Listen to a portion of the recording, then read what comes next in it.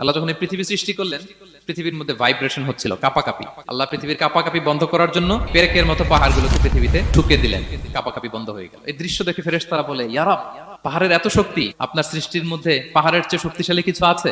আল্লাহ বললেন আছে। সেটা কি? আল্লাহ বললেন সেটা লোহা, কারণ লোহা দিয়ে পাহাড় কাটা যায়, ঠিক কিনা? লোহার কথা শুনে ফেরেশতারা অবাক।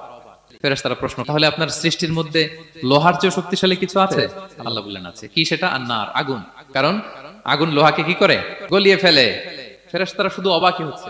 ফেরেশতারা বলে, আগুনের চেয়ে শক্তিশালী কিছু আছে? আল্লাহ বলে আছে, আলমা, পানি। কারণ আগুনে দাউ দাউ করে জ্বলে ওঠা আগুনের মধ্যে পানি দিলে আগুন অস্তিত্ব হারায়। ফেরেশতারা শুধু অবাকই হচ্ছে। তারা বলে, তাহলে পানির চেয়ে শক্তিশালী কিছু আছে? আল্লাহ বলেন আছে, রিহ, বাতাস। কারণ বাতাস পানিকে একদিক থেকে আরেক দিকে নিয়ে যায়। জলের মধ্যে বায়ুর উচ্ছ্বাস লাগলে জলোচ্ছ্বাস তৈরি হয়, ঠিক কিনা? ফেরেশতারা আবার অবাক হয়ে বলে, তাইলে বাতাসের চেয়ে শক্তিশালী কিছু আছে? আল্লাহ বললেন আছে। সেটা কি? বলতেছে বনি আদম।